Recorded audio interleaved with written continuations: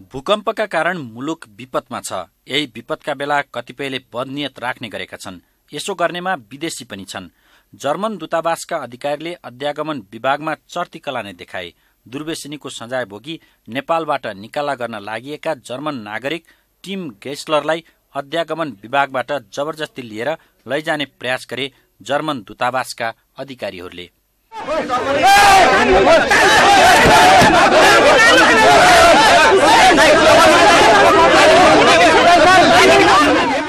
खासमा टिम गेस्लरलाई नेपालबाट निकाला गर्ने पेपर तयार हुँदै थियो।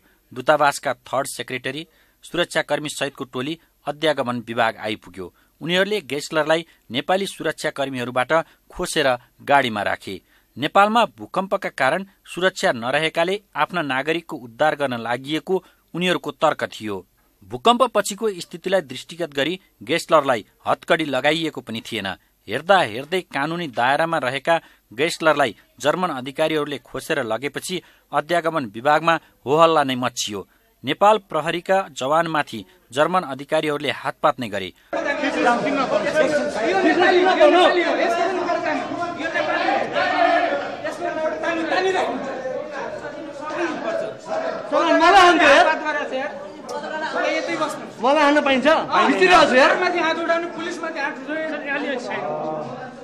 दूतावासका ड्राइभर तोबिया राष्ट्रले दृश्य छायाङ्कनका क्रममा रहेको हिमालय टेलिभिजनको क्यामेरा तोडफोडको प्रयास गरे।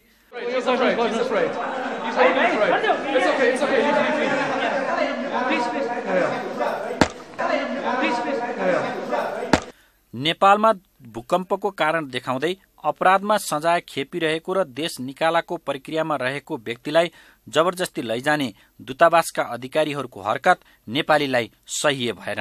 त्यहाँ उपस्थित नेपालीले नेपालको कानूनलाई हातमा लिन खोज्ने जर्मन दूतावासका कर्मचारीलाई नियन्त्रणमा लिई सुरक्षाकर्मीलाई बुझाएका थिए। घटनाको पुष्टि गर्दै अध्यागमन विभागका महानिर्देशक केदार नेउपानीले असमझदारीका कारण जर्मन दूतावासका अधिकारीहरूले दुर्व्यवहार गरेको जनाए। उनले घटनाका बारेमा परराष्ट्र मन्त्रालयलाई जानकारी गराइएको र थप छलफल भइरहेको बताए।